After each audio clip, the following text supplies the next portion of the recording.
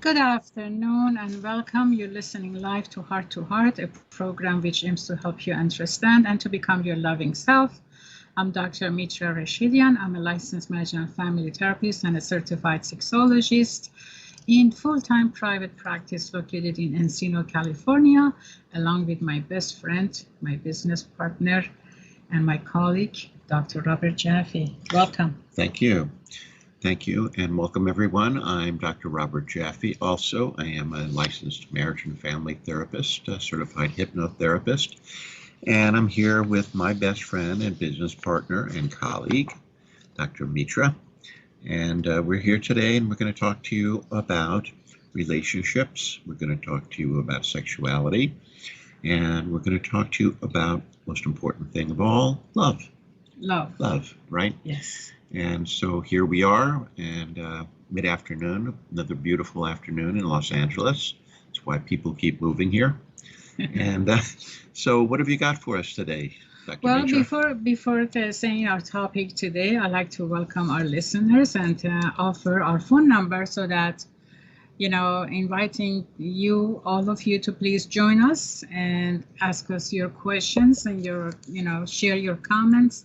Share your experiences because, everything that you contribute to our program, it only is going to make us, grow and become better at what we do. And also so many other people who are not able to call us, but they hear you. They can benefit both from your questions and the response you get. Absolutely. So our phone number is 951-922-3532. You can also visit us at our YouTube, heart-to-heart.online/YouTube. Right? Right. Okay, so we thank you for sharing your hour with us. We know you have better choices to make, but we thankful. Well, no, that, I don't think so. No? This is the best choice. This is the best choice. Well, we're glad you're here, right? We're glad you're here, and we appreciate, you're giving us your hour. And whether you're driving or you're at home or anywhere you're listening to this program, welcome. Welcome. So what we're going to be talking about today, and, pandemic, has limited many aspects of our sexuality, right? So we hear from different organizations about what to do, how to have safe sex, how to stay in touch with your loved ones, and what measures to take, and basically bottom line, how to take care of, ourselves, right? And we know that at the onset of pandemic, New York Health Department came up with the immediate format of what kind of a safe sex are good for people to follow with during pandemic, right? Which was masturbation. Yes. And then, of course, after that, we announced that, we talked about it. We did. And after that, there were so many reactions, nationwide about why New York Health Department brought up a topic such as masturbation that is, people primarily know as, a sinful concept, right? Well, yeah. Something that's it depends on the religion. It depends on the religion, yes. Yeah, but generally not a welcome concept. Well, for some, especially people who are very religious, in certain religions, it is considered sinful. Yes, right. You're right. Right. And here we are promoting it. Well, it's not that we want to, just promote it because New York Health Department said it. Well, I want to promote it regardless of New York. Exactly. We want to promote it regardless of that. Yeah. Right? Yeah. So just a little bit going over why masturbation, and masturbation has a long history in human life. Probably since the beginning. Since the beginning, exactly. And evidences of that are everywhere. Correct. Right? In museum, in writings, in scripts of, carved over the stones, you know, and I have seen some of them myself. And when I saw them, I was shocked, and I said, oh my God, these are all representation of masturbation. And I was told that I was correct, right? Yeah. And then some of even the music instruments, some of the symbols that people use, for example, in Aboriginal people in Australia, right? There's this instrument called, I hope I'm saying it correctly, didgeridoo, something like that. I haven't heard of it. Which is it's like a huge, long, that's, you know, when they blow in it, it has a very distinct sound, right? So if somebody doesn't know how to use that, the sound will be so horrible, right? But if they know how to play it, it's a very delightful sound. Something you blow into? They just blow in it directly, yes. It sounds like in the Jewish religion, they have an instrument called the shofar. But it's a much larger version of a shofar. Oh, okay. It's even, I would say, the length of it is bigger or taller than an average person's height. Oh, okay. So they put that in front of them, and so it needs to sit on the ground. So while the person can use the other end to blow in it, right? Okay. So that's symbolic. Item to show the masculinity of a man, to show the size of their penis, and also the strength of their sexuality, and using their penis for sexual gratification. So it is as though the sound of it, the melody of it, the design of it, all of it has to do with male sexuality and an aspect of sexuality, his masturbation. Okay. Right. So that was for me very, interesting to learn when I was going to Australia. And I wanted to buy one and bring it home here, but it was just too big to do that. And I just didn't. And back then, actually, I kind of got embarrassed to do that because I thought everybody know the philosophy of didgeridoo. So anyway, I didn't do it, which I wish I would have. So we see that evidence of human being using masturbation for sexual as a form of having sex, right, is significant universally, right? Right. We also know that most people who masturbate, they do it privately and they don't share about their masturbation with anybody, right? That's true. Yeah, it's because, like you said, in different religions and in different cultures, masturbation is considered a wrong thing to do when it comes to human sexuality. Right. Yeah, they say, well, they say for men, spilling your seed. Right. Wasting it. Right. Yeah. Right. And for women, it's even worse. Right. For women, the concept of masturbation is even sometimes more sinful than having actual sex. Right. And in the same cultures that they, put a cover on masturbation, they also, do it for men and women the same way, right? So it's just something that is not altogether welcomed. Correct. However, we know that boys in particular, that's their first experience of sexuality. Yes, yeah. Right. Yeah, absolutely. And boys, we said this because of that the sex class, that boys have been seen to have erections as early as in the womb, and girls lubricate that they've measured as early as 3 days, and boys, they, of course, the penis is just there, and they're curious, and so they touch the penis, and it feels good, and so they continue to do it. Right, and they usually, boys, from what I know, and please correct me if I'm wrong, they start noticing their penis more than usual right at the onset of pre-puberty. Yeah, I think it depends. It depends on the child. No, the sensation about sexuality. Oh, the sensation. Right. Well, the sensation gets stronger as puberty, as the penis enlarges. The sensation gets stronger, but the sensation is always a pleasurable sensation. Right. From day one. Right. But yes, you're right. And right. then of course, as the boy becomes more into puberty, his body changes and he has a lot more testosterone, which then makes his penis even more sensitive and needing needing and wanting stimulation. Right, right.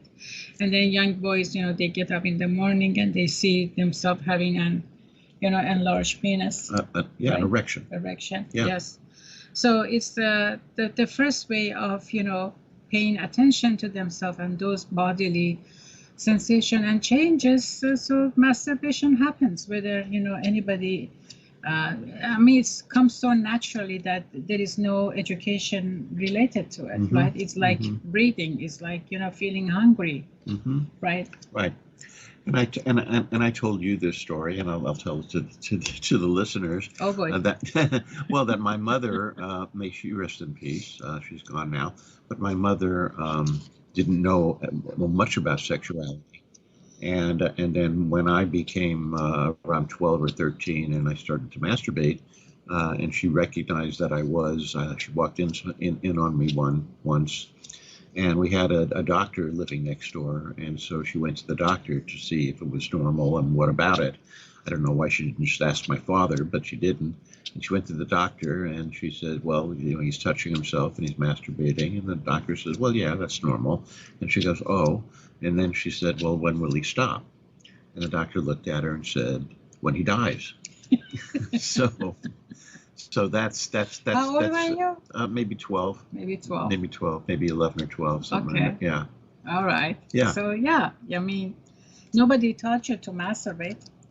No, it was self-taught. It was exactly. So self-taught. that's an instinct that happens. Yes. Right. Yes. So there is no way that to stop instincts of this kind as we grow up. Historically, masturbation has been a part of human being and his or her sexuality. So whether we put a cap of sinfulness or shamefulness or fear attached to it, or whether we come up with myths about it that what masturbation can do to people, it happens every day, it happens all over the world, it happens in every culture and in every religion and in every group of people, and as young as the person feels like touching themselves. Exactly. Right. Exactly. Right. And it's much more natural for a boy because the penis is outside the body, and so the girls enjoy it as well, and find sometimes when they're very young that touching themselves feels good.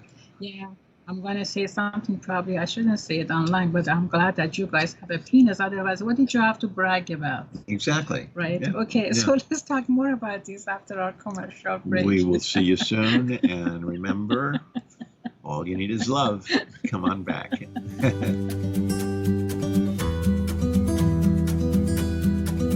Please join us. Thank you.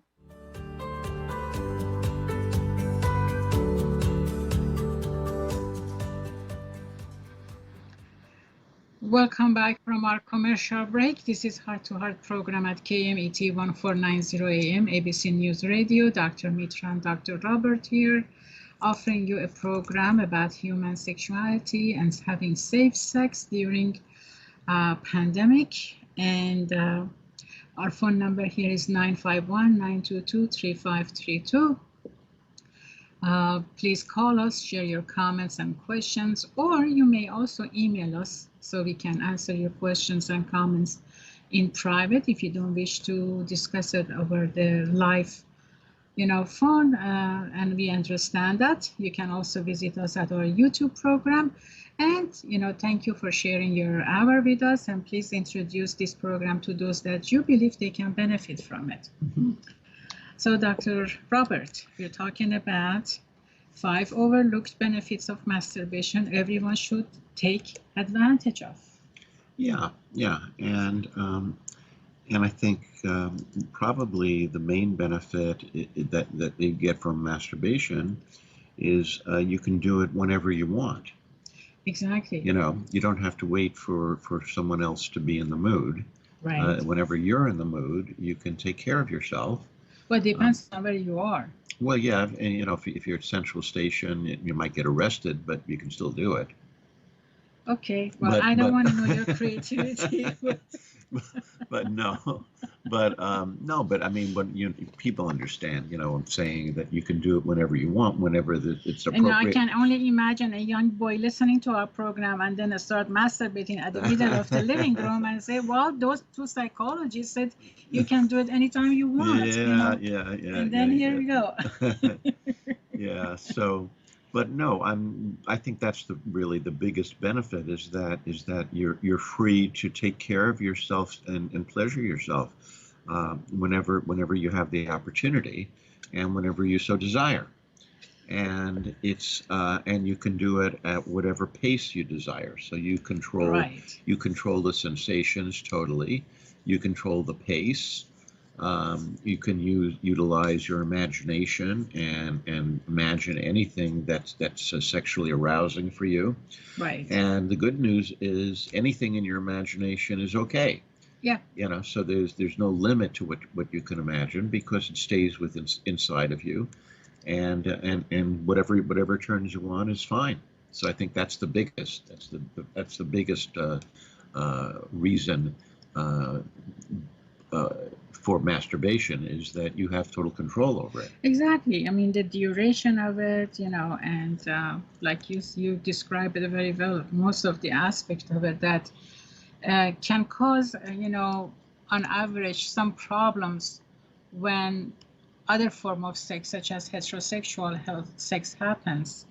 You know, one gets to orgasm faster, one gets later, one can have orgasm or how they approach each other. So it takes a lot to have a satisfactory coupled sexual experiences. Mm-hmm. But with masturbation, you know, you can do it however you're pleased with to do it. Exactly, and so, you know, New York State had it right when they were recommending it, and we're recommending it, and Right. we're not just recommending it because we think so. We're recommending it because scientifically, these are the findings. We're giving you actual scientific findings about what happens physiologically when you masturbate, and of course, there's a lot of other benefits to it, which I know you're going to get into. Right, to some of it, you know, Mm-hmm. and also I want to say that masturbation doesn't just happen solo. I mean, couples can masturbate Right, each other as right. well, Mm-hmm. which is another way of having safe sex during pandemic. Mm-hmm. Right. Yep. So we are, you know, discouraging very close, you know, face-to-face contact. But masturbation is encouraged for those that, you know, still want to take more precaution Mm-hmm. so that they can have, you know, a safer sex. So, Mm-hmm. and also before pandemic, masturbation has been a part of sexual activity among couples, Uh-huh. right? So masturbating each other actually not only enhances the quality of sex, but also helps the couples to understand about each other's desires, about each other's wants and dislikes, and you know, it's more of a understanding each other in a sexually way. Yeah, and of course, if you masturbate, then you're becoming very familiar with your erogenous zones, Right. right? So the more you understand what your erogenous zones are, where they are on your body, how you like to be touched, and that may differ at different times or different moods.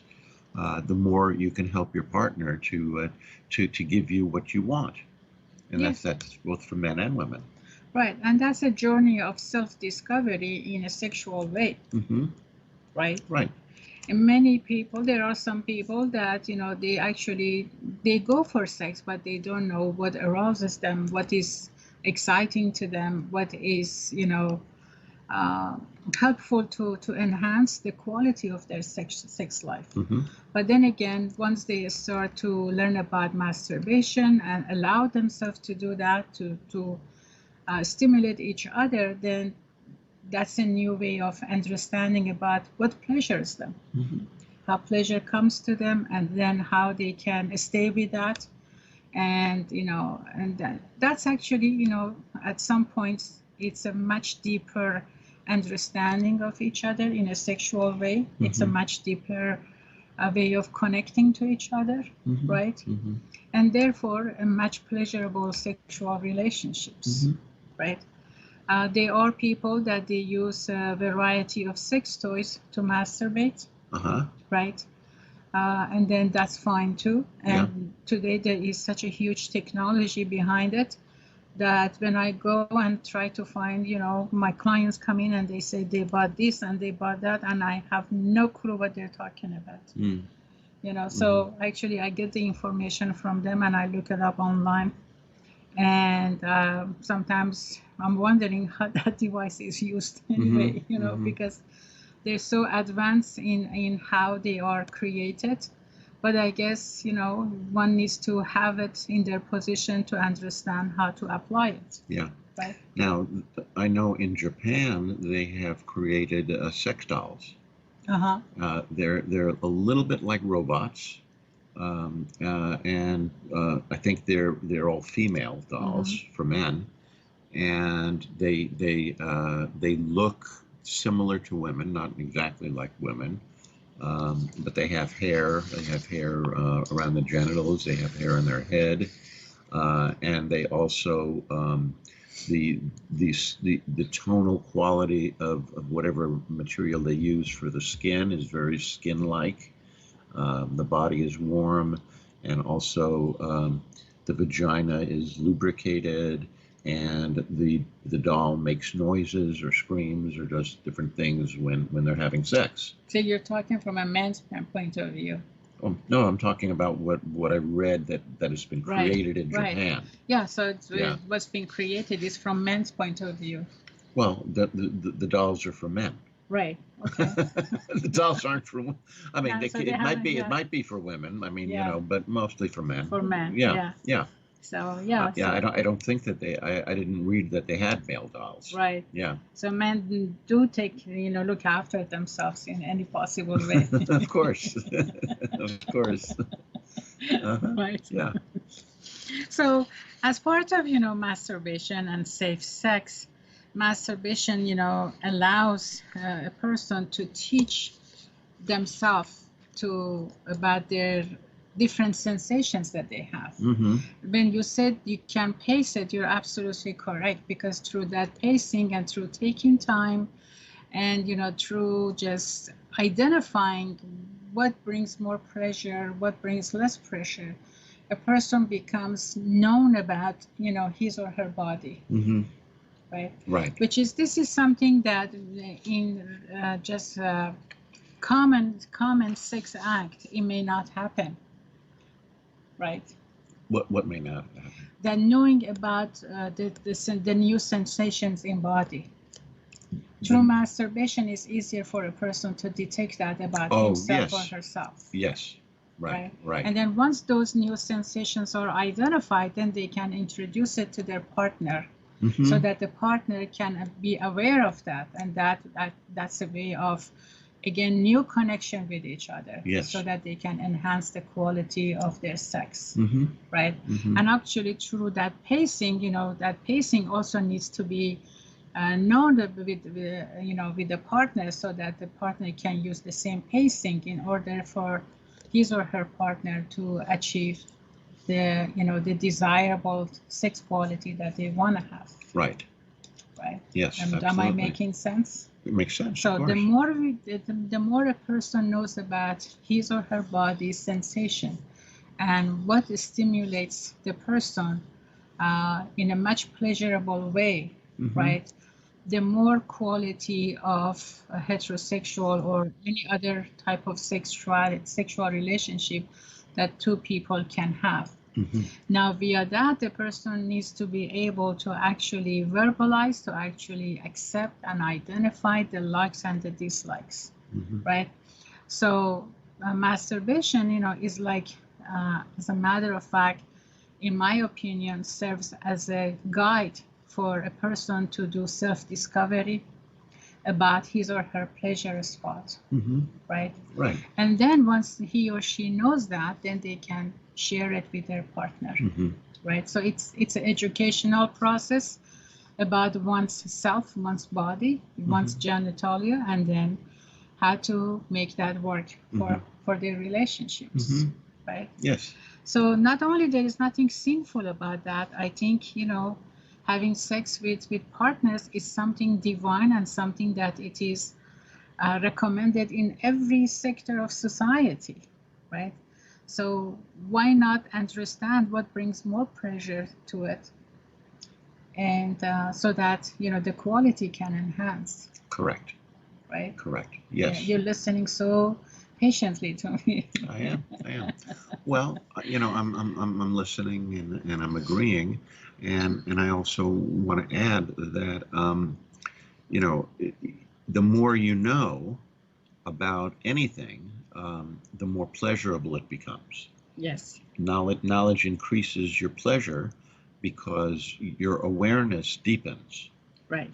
And that's especially true when it has to do with your sexuality, which, as we've said before, is a very powerful and important part of our humanity. Exactly. Yeah, our sexual drive is the second most powerful drive, actually, right next to survival. Right. And so, does that mean that we have to have sex? No, we don't have to have sex, but we do have a sex drive. And if we choose not to have sex, then that sex drive is still there, but it can get sublimated into other arenas. However, for most people, they choose to have sex. And if you're choosing to have sex, why not have the best sex possible? And what we're talking today is about masturbation, which is a very important part of learning about your body and learning about your partner's body if you have a partner. Exactly. So, we know that, sex in some areas releases tension, right? So using masturbation for release of tension and promoting relaxation is another benefit of it. Yeah. Right? It's interesting. You and I are writing, and we're actually almost completed with our ebook. Right. And the title of the ebook is Not Tonight, Honey, I Have a Headache, right? And so what's in the ebook is we talk about, how men and women can communicate in different ways and better in order to better have sex, and in order for people to understand themselves better so that they can communicate and get over the barriers that keep them from enjoying each other emotionally and sexually. Exactly. And so I was telling one of my clients, well, that's our ebook is Not Tonight, Honey, I Have a Headache. And this woman said, really, that's interesting. She says, don't people understand that when you have sex, it helps the headache? It does. It's a tension releasing process, and definitely after sex, majority of couples or individuals who do self-sex, they go into that relaxation mode at least for a few minutes, right? So yes, so it is used for that, and we know that in the U.S. at least 80 to 90% of people who do masturbation, right? They found that the positive effect of it, not only on the many areas of their lives, but also, in their mood, health, brain function, sexual confidence, energy, and productivity. Right. Yeah. And the reason for that, of course, is that sex releases endorphins, which are the feel-good chemical, and also help the body to heal.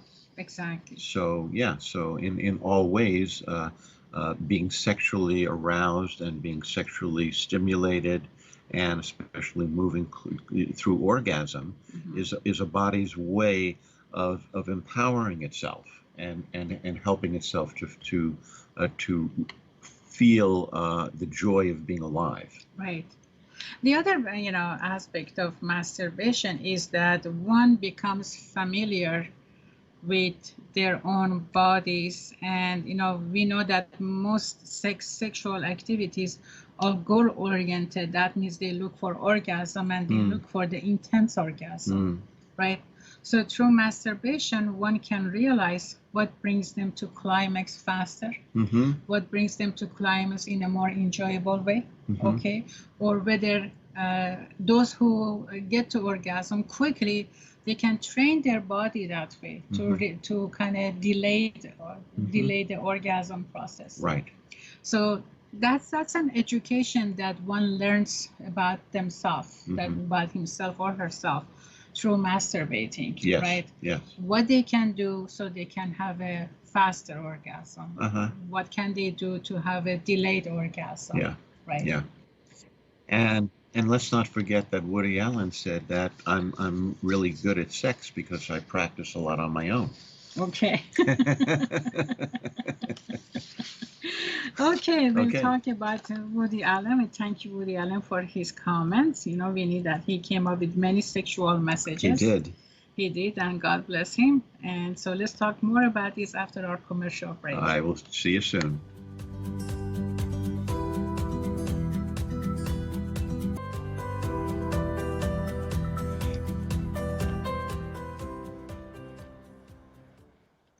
Welcome back from our commercial break. Dr. Mitra and Dr. Robert here at Heart-to-Heart program at KMET 1490 AM ABC News Radio. Our phone number is 951-922-3532. We welcome your questions and comments. And thank you for joining us again. Dr. Jaffe, you asked me a question. And you said that if we were going to talk about masturbation and impact of it on heterosexual relationship, right? Yeah, I thought we should mention that. Sure. And the reason for that is I've had couples tell me that that she doesn't want to have sex with me, but then I see that she's using a vibrator, and what's that about? And I've had women say the same thing, that he'd rather masturbate than be with me. And so I just wanted to comment on that we're sitting here and we're extolling the virtues of masturbation, which I think is appropriate. And I think masturbation is a very positive thing. And I think that too much of a good thing may be too much. So if the masturbation is happening instead of the wife or the husband, or the partner, or the partner. Yeah, it can be a partner. It doesn't have to be married, right? But if it's being used instead of that, then I think all it means really is that there's something going on in the relationship that needs to be addressed. Absolutely. And the masturbation can be both a cause and a symptom, right? Yes. So if that's happening in your relationship, and someone is saying, well, I listened to a Heart-to-Heart radio and they were saying it's fine to masturbate, we're saying yes, it is. However, you have to also be aware that if you're in a partnered relationship and you're having sexual difficulties and you're not making love, or your partner is feeling not connected to you, or you're not feeling connected to him or her, and you're masturbating instead, it's simply symbolic of there's stuff that's going on that either you don't know how to talk about, or he or she doesn't know how to talk about, and you need to get help with that. And of course, you can start by reading about it. The best help, of course, is somebody who's knowledgeable and a therapist, and certainly even somebody who specializes in sexuality, if you think that that's a cause as well as a symptom of what's going on in your relationship. Yeah, I think that's a very important point, and I'm glad that you brought it up. The reality is, like you said, if a masturbation tool, it's a vibrator, is replacing a partner, then there is a communication problem in the relationship. So we have been talking about communication, and in our book it's all about communication pretty much. And I think maybe we should have a communication session about sexuality, right, in this program. A vibrator is good to use at times. It's even good to use, when two people are having sex with each other. But it cannot replace the relationship. It cannot replace the connection. It cannot replace love and intimacy, right? Right. And if it is used, like you said, too often, than below average or something, right? Then that's questionable. Well, Yes. too often, meaning that it's interfering. Yeah. With the lovemaking. Right. Right. And is it possible then to use a vibrator and then become sort of addicted to the intensity of the vibrator and not feel as aroused with your partner touching or stroking or penetrating? Is that possible? And the answer is yes, it is possible. So, but again, any problem that you're having in the relationship, especially a sexual problem, is indicative that that something is going on that needs to be addressed. And by ignoring it, it's only going to continue, and people start to feel rejected, and they get hurt feelings, and then they start to build up resentment. And before you know it, one person makes an innocuous comment and the other person jumps down their throat. Where did that come from? I have heard from, some women in my therapy, room, that some of them, they say that they have their vibrator charged and ready to go anytime. Some, they say that they have lovemaking, process. They reach orgasm maybe more than one time, but at the end, they have to use their vibrator to get to that ultimate satisfaction that they want. And some women have told me that they actually do that right in front of their male partner or their female partner, so that they can see that, and they believe that when they get to that high level of arousal, that kind of stimulates their partner also to feel the same way. Right. And some women have told me that the vibrator is part of their bedroom, in the bed between their partner and themselves. Right. So I have heard a variety of versions of how women have their vibrator handy and how they are using it. Right. And when we process for these women what's going on, that a vibrator becomes a fixed, important part of their sexual relationships, we get to the point that majority of these women are unable to talk about what they want sexually, and they're waiting for their partner to guess and to approach them that way. So due to that internalized shame and fear and guilt about having sex and expressing about their sexuality, they're not able to not only themselves understand what is stimulating to them, they're not able also to communicate that to their partner. Therefore, that expectation from partner is always a roadblock to actually having a good relationship together, not to mention the sexual relationship. Right? The expectation. The expectations that the partner needs to know about female stimulating needs, right? Because the women themselves are not able to describe it, right? They expect their partner must know that. Their partner, especially the male partner, must know what to do, must know what to say. And also some of these women have the belief that sex is about men, so they don't say anything about their sexuality, but they also want sexual orgasm and satisfaction for themselves. So they let their male partner to reach their orgasm and done with the sex, and then the woman starts for herself.